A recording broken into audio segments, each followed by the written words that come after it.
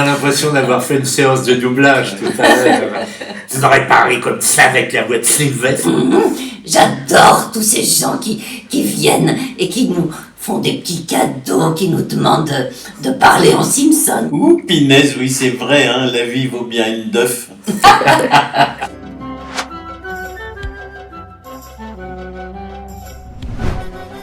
J'ai été très très touché, mais touché dans une réelle émotion, par l'émotion des gens qui viennent nous voir et qui nous disent d'un seul coup, mais vous vous rendez pas compte, vous avez enchanté notre enfance. Lors des dédicaces, c'est là qu'on rencontre notre public, et un public chaleureux, sympathique, aimant, adorable. Et surtout par rapport à la série des Simpsons, on sent l'intérêt de cette série et l'amour des gens pour les personnages.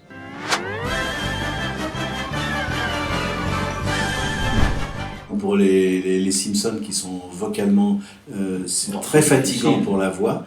Hein, c'est une voix de gorge pour Marge. Moi, quand j'ai le grand-père, le dialogue avec le grand-père, c'est du surjeu, ce qu'on appelle du surjeu, donc il faut toujours en donner un petit peu plus.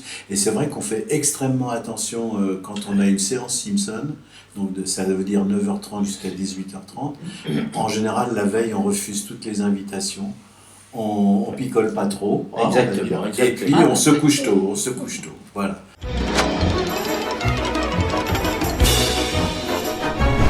Je jouais au théâtre Hébertot une sorte de tragédie, Sénèque et Saint-Paul. Vous voyez, le philosophe et l'apôtre en prison. Donc, le théâtre, un dimanche après-midi, la représentation commence, le rideau se lève, je suis dans ma geôle, en train de regarder extatique à la lucarne la lumière de Dieu qui descend dans ma prison. La porte s'ouvre, Sénèque entre dans la pièce, me pose une question, je lui réponds, et du milieu de la salle, j'entends « Oh, c'est Tigrou !» Sénèque et Saint-Paul.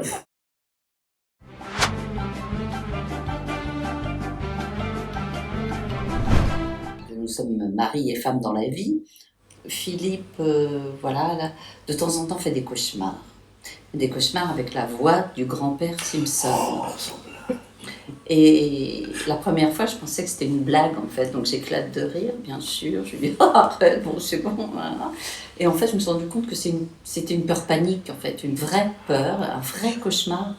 Avec la voix d'Abraham Simpson. Voilà. Et ça m'arrive 2-3 fois par an. Alors maintenant, elle le sait. Ouais. Elle me dit, bon, tu l'as Ouais, je secoue un peu. Extraordinaire. Mais je hurle en pleine nuit avec la voix du grand-père Simpson. Mais c'est... Oui, à part ça, on est très simple, Ouais. tout va bien. Tout va bien. Et justement, j'ai ma voix comme ça parce que je dors pas.